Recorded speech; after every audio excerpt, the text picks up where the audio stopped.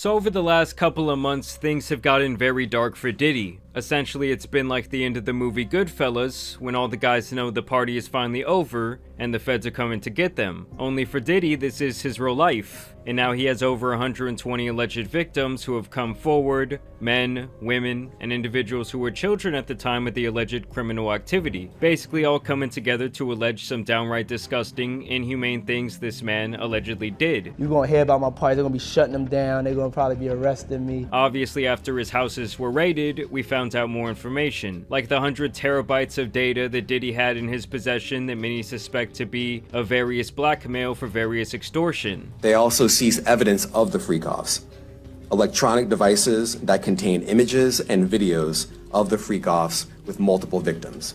And of course, the thousands of bottles of baby oil that went super viral. And they seized cases and cases of the kinds of personal lubricant and baby oil that Combs' staff allegedly used to stock hotel rooms for the freak-offs.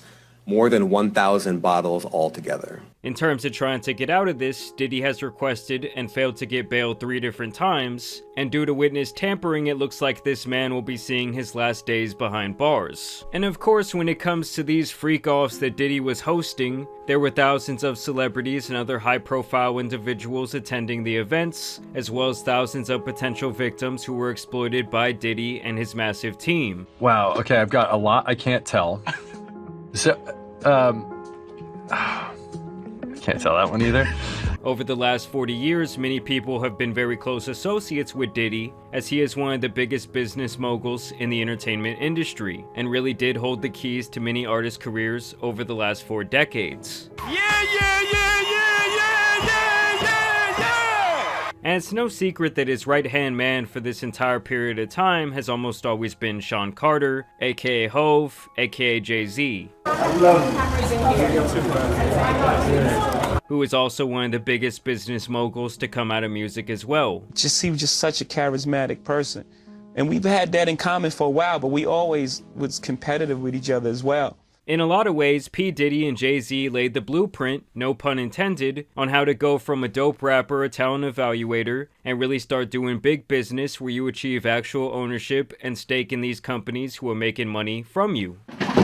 Savage! I'm a savage! Oh! I'm a savage! Whatever I want, I'm going to get!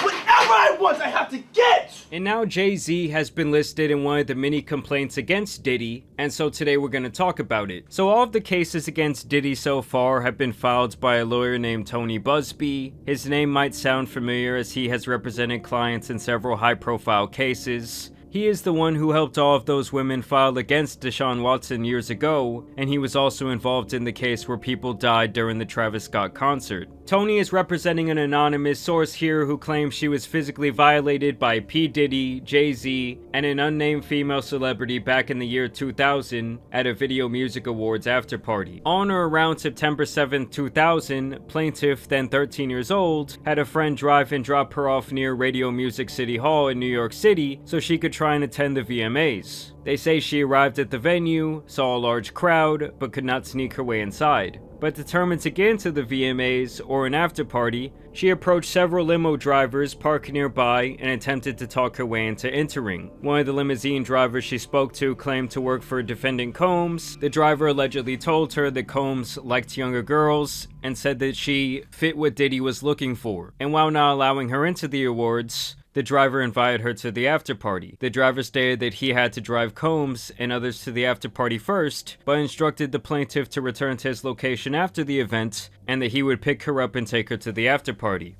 And so the plaintiff then claims here that the limo driver took Diddy and possibly his entourage to this after-party, and then did actually circle around back to pick her up.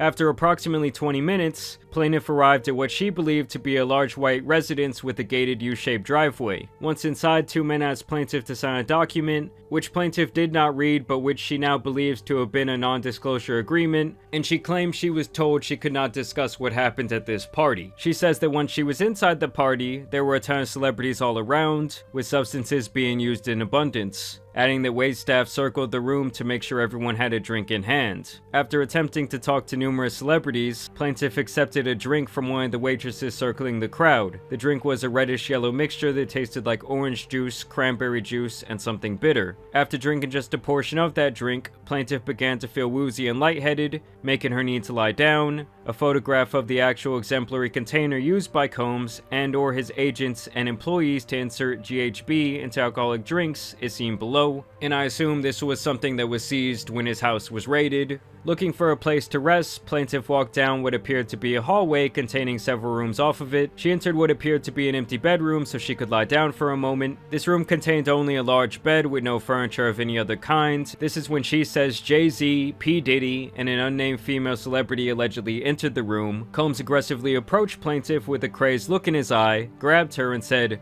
"You are ready to party." And I will spare you guys some of the details, but she basically claims that Jay-Z and P. Diddy then took turns violating her, while each other watched on with this unnamed female celebrity. After both of them allegedly engaged in this violation, Combs then allegedly knocked the plaintiff down and attempted to force the plaintiff to perform more acts on him. She fought back, standing up quickly and punching out at the same time, hitting Combs in his neck. Taken aback, Combs stopped his attempt. When Combs backed away in surprise, plaintiff grabbed her clothes and shoes and ran out of the bedroom. Holding her dress in front of her like a towel, she ran around the residence until she found the front door and was able to leave the party. She then claims that she retraced her way all the way back to a gas station. She calls her father, tells him what happened, and he comes to pick her up. So now she is seeking damages for this event. Jay-Z was expecting for this information to be released to the public, and he did reply with an immediate statement. My lawyer received a blackmail attempt, called a demand letter from a lawyer named Tony Busby. What he had calculated was the nature of these allegations and the public scrutiny would make me want to settle. No sir, it had the opposite effect. It made me want to expose you for the fraud you are in a very public fashion. So no, I will not be giving you one red penny. Jay-Z then goes on to adamantly deny these allegations, even encouraging Tony to file a criminal complaint, and says that this is all basically an attempt to destroy his reputation and extort him for money, even adding that he himself had sued Tony alleging a blackmail attempt to reach a settlement. Tony responded by saying that in the demand letter initially sent to Jay-Z, there was no request for money, and that Jay-Z had apparently harassed both him and his client during the time period between the demand letter and the present. Both men seem to think that the other has no ground to stand on, and is more concerned with their personal reputations than anything else. And now just today, Jay-Z's lawyer is actually requesting the judge require this accuser to come forward and reveal herself to the public, saying that if she wants to ruin Jay-Z's reputation like this and get money from doing so, she should have to make herself known in making such a damning allegation. So now we're really just gonna have to wait and see what happens here. I really have a hard time seeing them being able to prove this allegation, especially with it allegedly occurring almost 25 years ago. Obviously, the most important witnesses here would be the limo driver, the gas station clerk, and possibly the father of the then alleged 13-year-old girl, as well as possibly some people who were there that night at that party. Like I said before, Jay-Z has been P. Diddy's right-hand man for the last 30 years, so you would think where there was smoke, there would be some fire. Like, you can honestly not sit here and convince me that there's absolutely no way that he knew that his best buddy was into some absolutely diabolical shit. It was no secret in the industry, and the possibility that Jay-Z might have witnessed it up close and personal is not out of the realm of possibility. It's like everyone who was heavily affiliated with Epstein, many people obviously do not trust at this point. So who knows, this could be the tip of the iceberg of all the weird shit that has been going on in the entertainment business for hundreds of years. Like I said before, over 120 people have come forward with their stories regarding Diddy's criminal activity, so there could potentially be hundreds of celebrities involved, or at least being accused of being involved in several of these incidents. But obviously I want to know what you guys think down below. I will continue to cover this story regarding Jay-Z and especially Diddy. Either way, I do want to thank you guys for watching today's video, dropping a like and subscribing. But as you guys know, it's been your boy the Tan Superman. Some other cases out here need to be covered, so I'm out. Peace! You're gonna hear about my party, they're gonna be shutting them down, they're gonna probably be arresting me.